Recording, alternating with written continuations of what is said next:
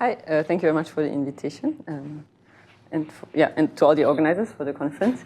So I'm going to talk about large deviations of the largest eigenvalue of sparse Erdos-Rényi graphs with edge weights, and this is joint work with Shishendu Ganguly and Kyun-Sik Nam.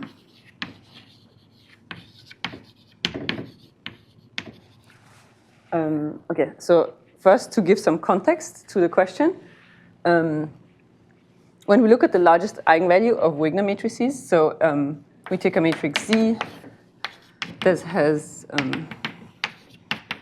of dimension n times n, and we take Zij to be equal to Zji. So we take a symmetric matrix. If we take the entries Zij to be Gaussian with variance 1. Oh, yeah, sorry. So we take this matrix and then we look at its eigenvalues.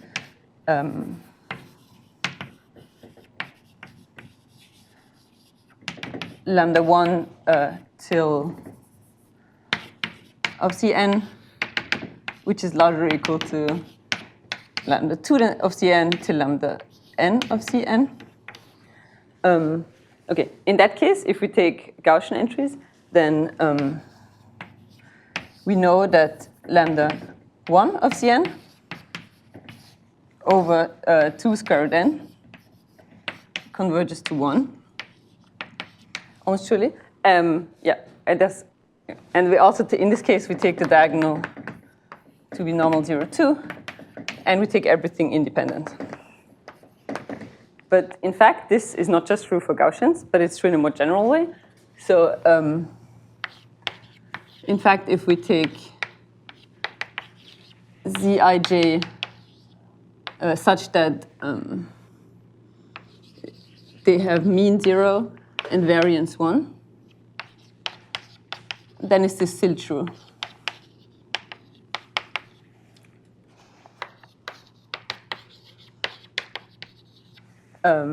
So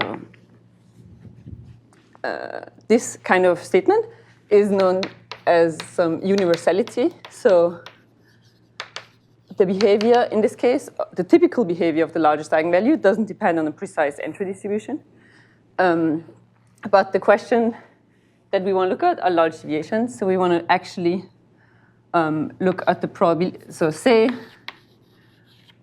lambda 1 of some matrix over some number lambda n converges to 1 in probability. Then we're interested in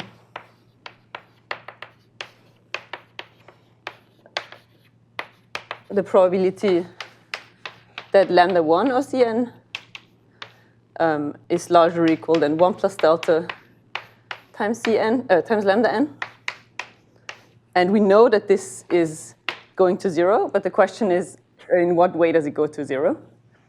And in the case of the GOE, we know that this probability, this is approximately equal to e to the minus n times some function of delta. I didn't say who proved all of this. Okay, sorry. So this is a result by Bai and Bien, I think 88, and this was proven by Benarous-Guillaunet. I don't know. Guillaunet in, I don't know, 96, and Benarous-Dembo-Guillaunet in 2000.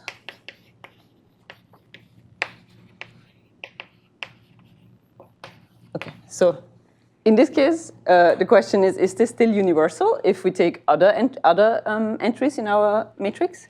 And the answer is no, in general. So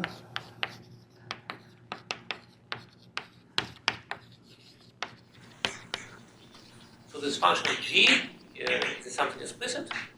I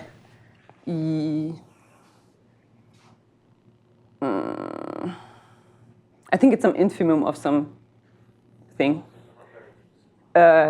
I don't remember exactly the form, I'm sorry. But actually this was, the way this was proven is because if we have normal entries, we have the density of the eigenvalues, which is not true for most, matrices. Yeah, thanks. That reminded me of saying this, but yeah, unfortunately I forgot what the form is exactly of the rate function. So for instance, the first result that I know of that was proven in this direction is that if the entries are heavy-tailed,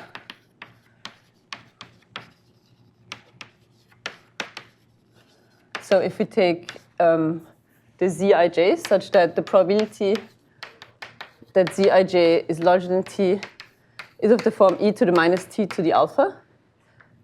So if we would take alpha 2, it's approximately Gaussian up to some rescaling. So here we take alpha less than 2. They took alpha less than 2. Then this probability from earlier is approximately equal to e to the minus n to the alpha over 2 times some function, times some rate function that also depends on alpha. So in general, this is called the speed, and this is called the rate function. They both depend on the entry distribution. And it's not just an alpha, right? And the whole distribution of. Well, in this case, they just took this distribution. Oh, not approximately equal. Equal. I mean. Yeah. Yes, I guess. Sorry, it's been a while that I looked at that paper. I don't know if that. I know it depends on alpha. It might depend on more than alpha. Yeah. I just know the Hiesmayr theorem, right? It depends on the whole distribution. Yeah. Right? In general, it depends on the whole It would be so surprising if it wasn't true here somehow. Yes, it would be. I don't know how strongly it depends. There can be surprising results in large deviations. There is actually, in the case that we looked at, there is some universal large deviation behavior that doesn't depend on the precise entry distribution. So I cannot confirm 100% that how strongly it depends. But yeah, but even if we take, so this is heavy-tailed, so the way they looked, the way they showed that this holds is by showing that most of the matrix is irrelevant, and what's important are a few very large entries, which is different from the GOE behavior. But if the entries are sub-Gaussian, then this is also not universal. So the large deviation rate is not universal.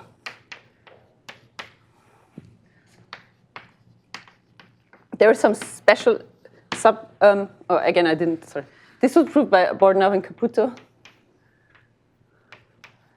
and Augéry, and then in a second paper by Augéry. And now I don't remember the dates anymore. And then the entries, this one was proven in a series of papers by Guillonnet with Husson, Augéry, Ducaté, and then the most recent paper with Nick Cook, to show that, so at first they showed that if it's sharp sub-Gaussian, which is a stronger way of comparing it to the Gaussian distribution, then there is universality in the large deviation behavior, but if it's just sub-Gaussian, it's no longer true.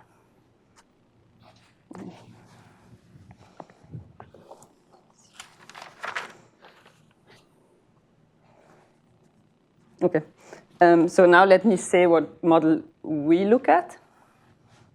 No, actually, okay, so the model we look at is that we take a graph and then we put weights on it.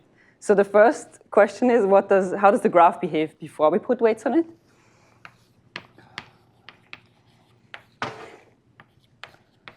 And for this, we look at sparse Erdos-Rényi graphs. And we define G to have the distribution G and D over N for D constant. Sorry, I need to.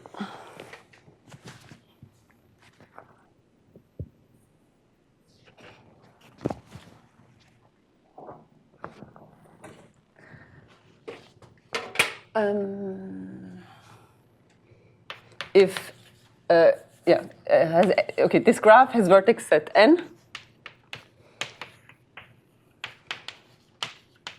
and between, and I is connected to J with probability D over N. D over N independently of all the other edges.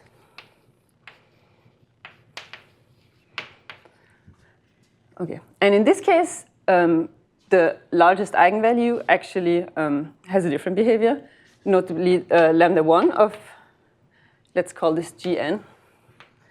Lambda 1 of Gn is approximately equal to square root log n over log log n.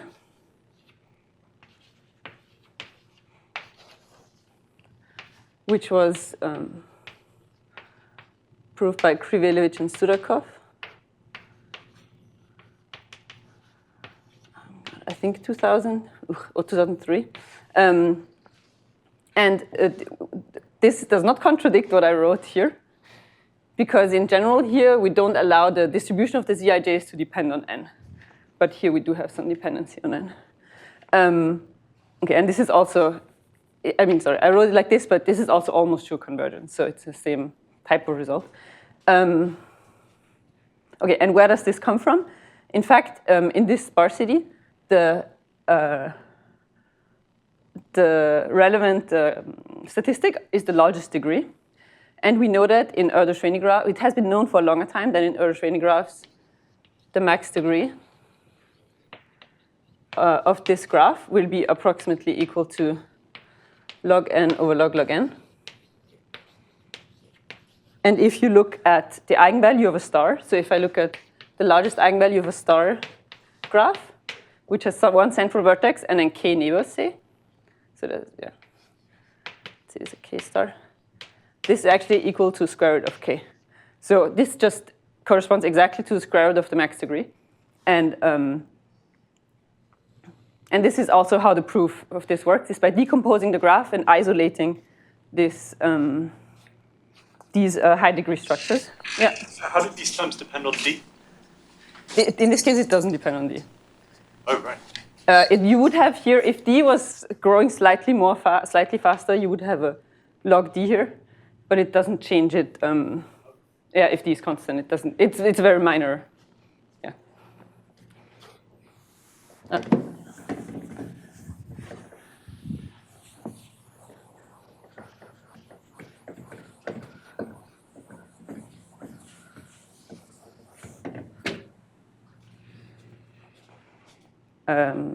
Okay, yeah, and this is still true in the large deviation behavior.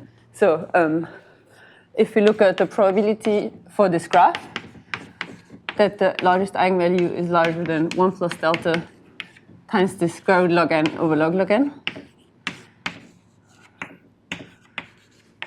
And this is approximately equal to 1 over n times 1 plus delta squared minus 1. Sorry. 1 over n to the power 1 plus delta squared minus 1. And this was a paper in the 2021.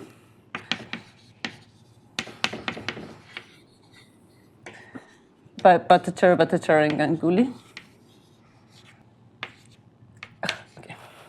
I'm not 100% sure about all these dates. I'm sorry. But okay, so this is the behavior. And to show this, they also analyze the geometry of the graph. And this actually comes from a large deviation behavior of the degree. So we have an unusually large eigenvalue because we have an unusually large degree.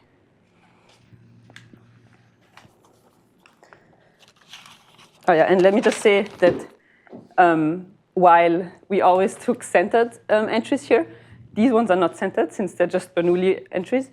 But because the mean of these Bernoullis is very small, for the largest eigenvalue, the centering won't really change any much.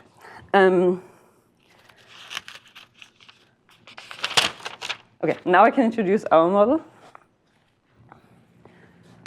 which is we take xn to be the adjacency matrix of Gn.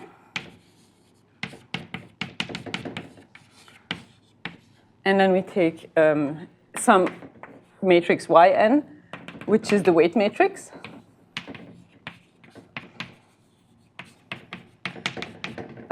which is symmetric and independent entries, such that the probability that yij is larger or equal to e to t is approximately e to the minus t to the alpha. Then if we consider two different cases, so we consider the case where alpha is between 0 and 2, which we call the heavy-tailed case, since the tails are heavier than Gaussian. And then we consider alpha larger than 2, which is the light-tailed case. And alpha equals to 2 is up to, again, some scaling Gaussian. So this is approximately the Gaussian case, which was looked at before our paper by my two collaborators, Ganguly and Nam.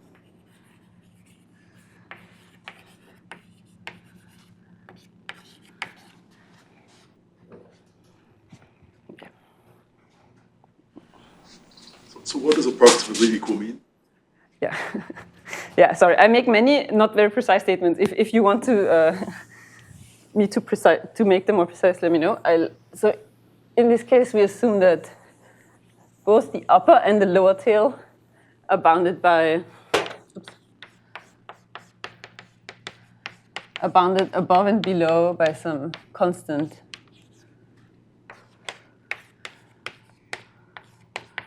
And same for the lower tail. But you have a 1 in the exponent.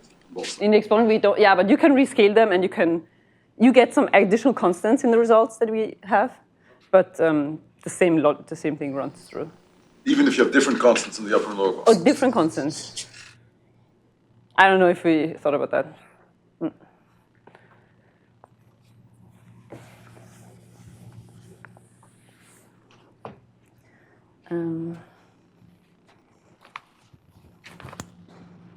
Oh, whoops. Did I drop something? Okay. Okay, so what we want to look at is the behavior of the largest eigenvalue. Oh, sorry. And then we define Zn, which we actually look at, interested in as the entry-wise product of Yn and Xn. So this is basically, this is the graph, this is the weight, so we get a weighted graph.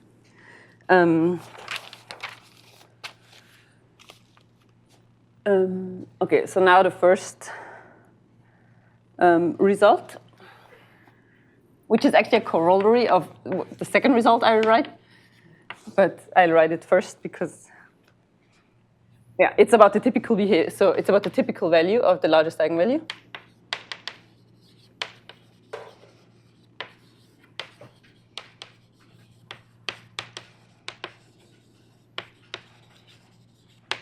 Okay, so if we define lambda n alpha such that lambda of Zn, now the alpha is not explicit here, but this always depends on alpha. So, so that this converges to 1 in probability. In that case, if we look at our possible values of alpha, so if alpha is equal to infinity, this basically corresponds to having constant weight. So it's the graph that we have over there. So we already started in that case. This value is square root log n over log log n. And then, 2. If we're below 2, so if we have heavy-tailed entries, then our eigenvalue will be, largest eigenvalue will be approximately equal to log n to the 1 over alpha. If we have, and if we're above 2, it will be equal to log n to the 1/2 over log n over log log n to the 1/2 minus 1 over alpha. Okay, I'll interpret these. Okay, and if we're at 2, actually, I mean this is not in our. This was proven earlier, and it's slightly different because of the constant. Because for the Gaussian distribution, you have a constant in the exponent, but this is 2 log n square root 2. Oh. Yeah, square root 2 log n. If we're at 2. So where do these values come from?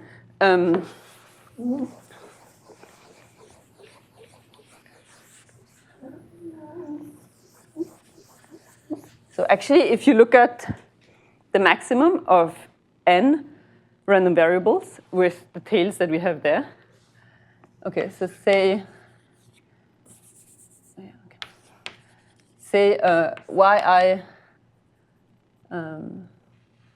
okay. Oh, say the probability that yi is larger than t is as over there, approximately equal to e to the minus t to the alpha. If we then look at the maximum of all the yi's, where I goes from 1 times some constant times n, then this will be approximately equal to log n to the 1 over alpha. Just by, yeah, this is a quick computation. So basically, it looks like the largest eigenvalue here, it looks like the graph basically completely disappears. So the largest eigenvalue just comes from the largest entry you have in your, largest weight you have in the graph. And this is still true for the Gaussian case. But here, there's clearly a change in behavior. So if you look at this, it looks almost like we have still the high degree star, but on that star, we multiply it with log n to the 1 over alpha. So it's as if you could guess from this expression that it comes from a star with a large, with like decently large edge weights. Okay. Is the question? Okay. So why, the question here becomes then, why do the stars not matter in the heavy tail case, while they do matter in the light tail case?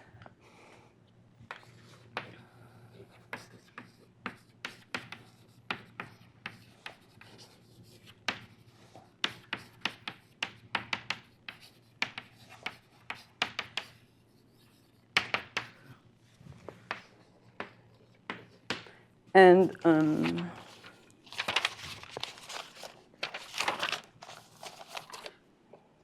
oh.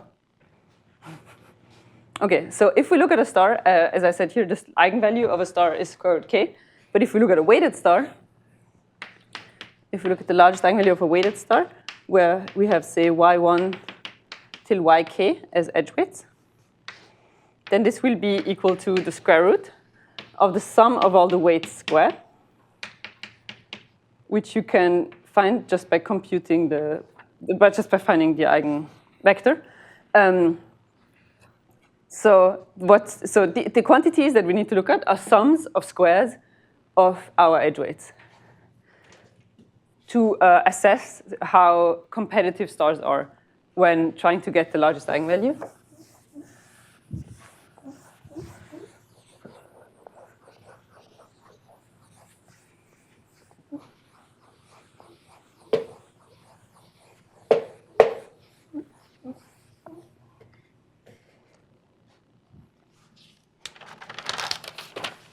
Okay.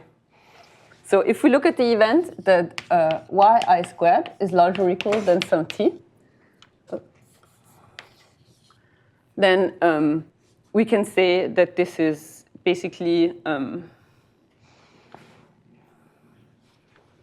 this is equal to the union over some top tuples of ti's, such that where we need then the vector y1 till yk to be larger than the t1 till tk. And we need these tuples to somehow the sum of the ti's to be equal to t. So basically, I'm just saying that to have the sum being, to have the sum being larger than t, we need each individual one to be larger than some number, such that this sum equals to t. Now, this can happen in two extreme ways.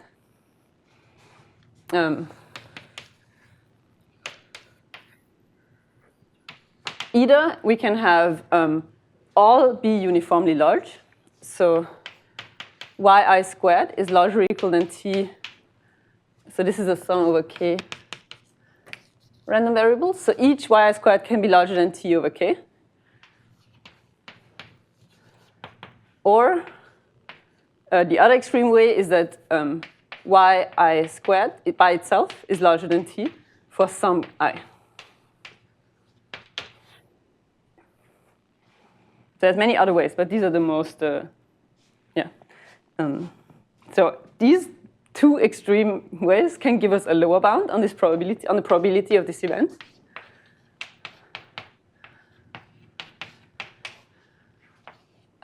So if we just look at this, because of now that we wrote it as events of this form, we can use independence. But basically, if we need each of these to be larger than ti, which means that by the form of our tail, we get e to the minus sum of the ti alpha over 2. It comes from here. And then if we need one of them to be larger than t, this is just e to the minus t to the alpha over 2. And now basically what we need, the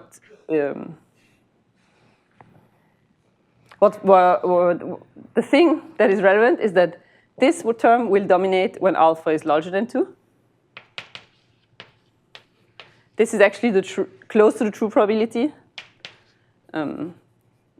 So this is very imprecise. And this is true if alpha is less than 2, then this way of getting the sum, of getting a big sum, is the most likely way, the most likely thing to happen. Which just follows from the fact that this function to alpha over 2 will be a concave function when alpha is less than 2, and a convex function otherwise. Okay.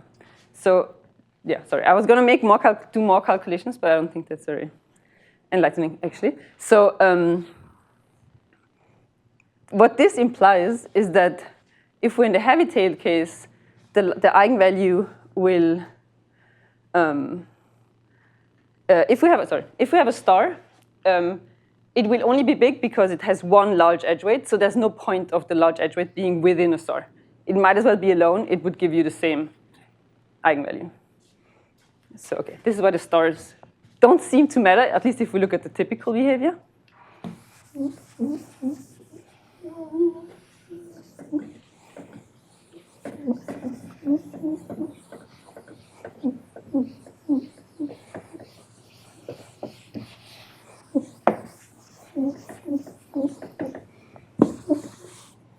Okay, but this was just heuristics. This is not, yeah. So now let me talk about the actual result, which is about the probability that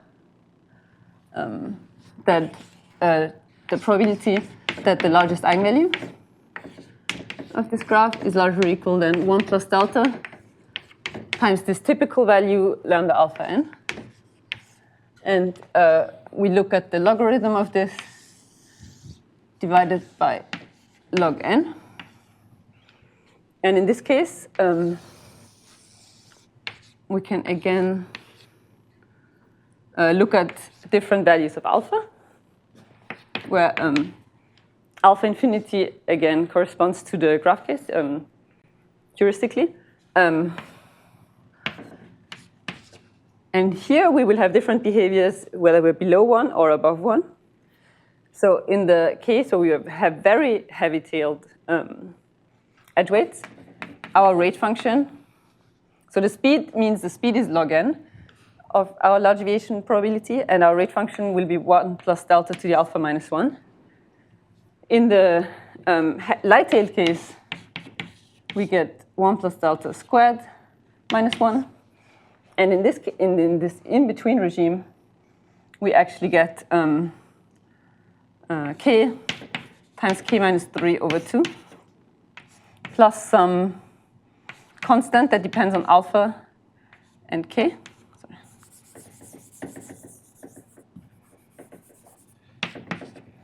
Alpha and k times 1 plus delta to the alpha.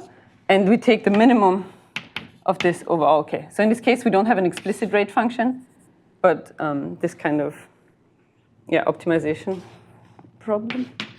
And here, as I said, we have 1 plus delta squared minus 1. So in particular, note that here we have universality of the rate function.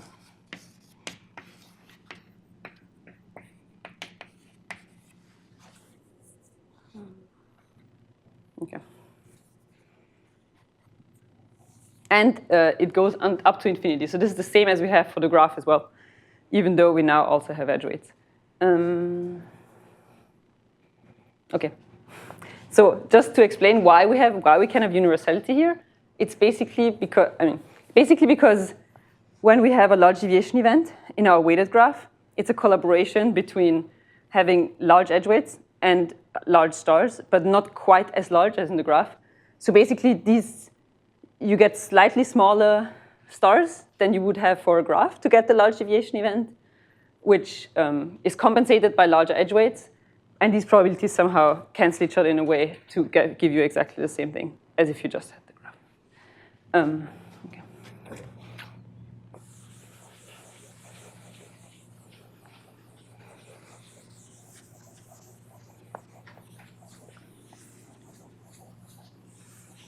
Did I start at 15? Yeah. Okay. Okay, and also here, this large deviation basically just comes from single weights being large. Okay, so it's complicated to show this in the end, but yeah, this is the idea behind it. So let me talk about the central one here. Yeah, so to give an interpretation of this,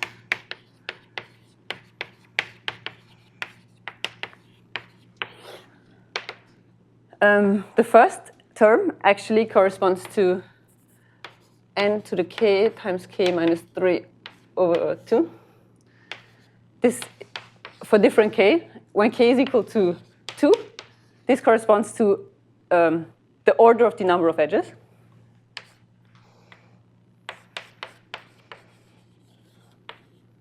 Oh, sorry. This k needs to be thought of as the size of the maximum click in the graph. Sorry, I should have said that. So this basically comes from having a click of size k, which with like a very large edge weights.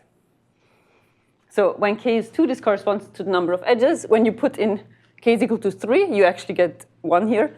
This is because the number of triangles is constant, or the probability of having a triangle is constant.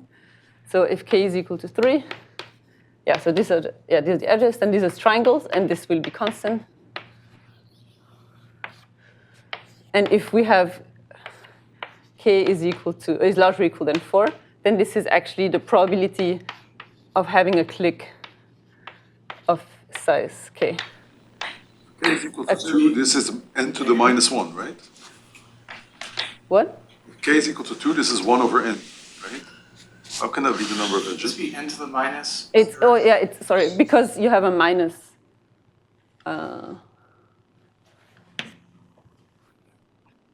Sorry. Is that right? Yeah. There's a minus in front of this limit here. Sorry. This should also be a limit. It's the limit when n goes to infinity. So basically, with this, I'm saying that the probability is approximately equal to n to the minus this. But what does it mean, n to the k minus 3 over 2 equals number of edges? Minus. Yeah, sorry, Good. n minus. So if I put the minus in the exponent, then this is what I get. Yeah. So we have approximately n edges. Yeah. Of order n edges. Oh, and also change the n. I'm sorry. Did I do that everywhere? Ugh. Okay, sorry. It should be, whenever there's a small n, it's a capital N. Yeah. Okay, and now I will explain quickly where this comes from.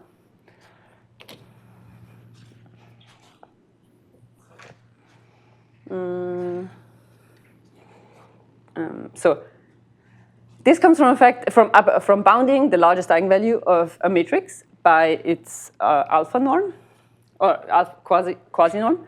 So if A is the adjacency matrix of a weighted graph. Oh yeah, so this is, let's say, another proposition. So if A is the adjacency matrix of a weighted graph,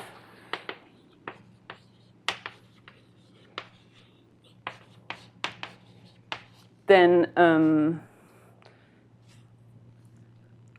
then the largest eigenvalue will be upper bounded by some function of alpha. Oh, sorry. with maximum click size k. So the largest complete graph that's induced by this is of size k. Then this can be bounded by lambda 1 alpha.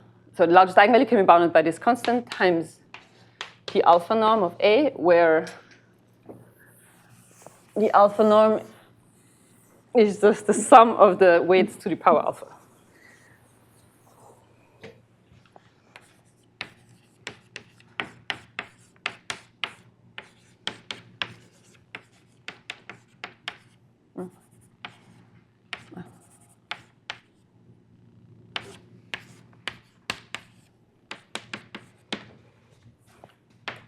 And this is a generalization of a result for the case where alpha is equal to 2.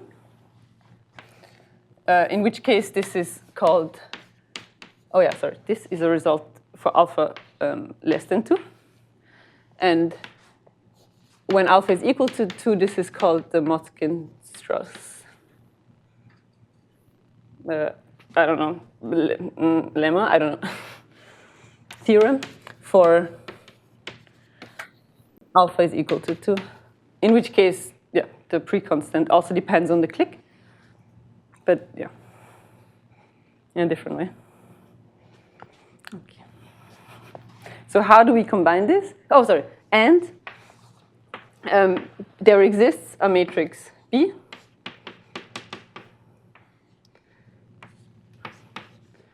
such that we have equality. So such that B has largest eigenvalue 1, which is equal to this constant times the alpha norm of B, which basically is a matrix of size k times k, such that this is true. So basically, this is a complete graph of size k with certain edge weights that achieves equality in this inequality.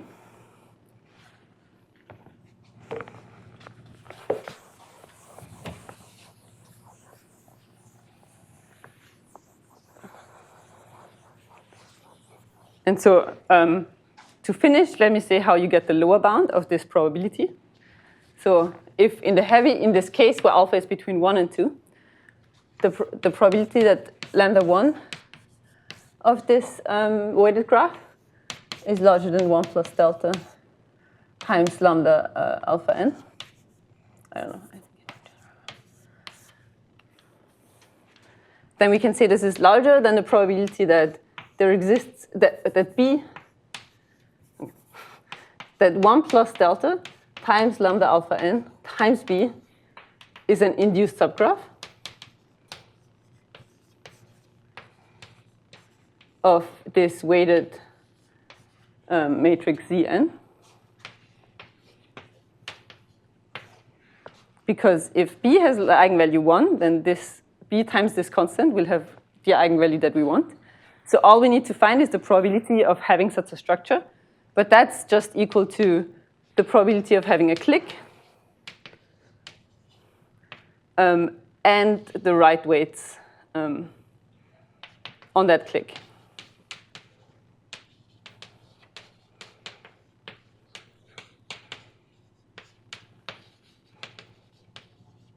And yeah, the probability of having the click will give you this first term here.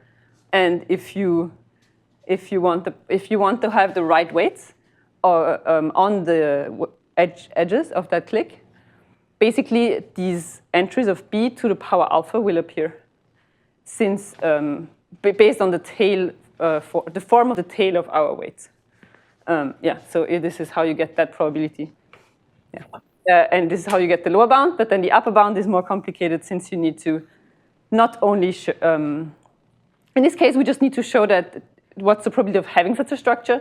In the upper bound, we need to isolate that structure in all the structures that could give a large eigenvalue in the graph and show that this is the main contribution comes from such an event. And I'll stop here.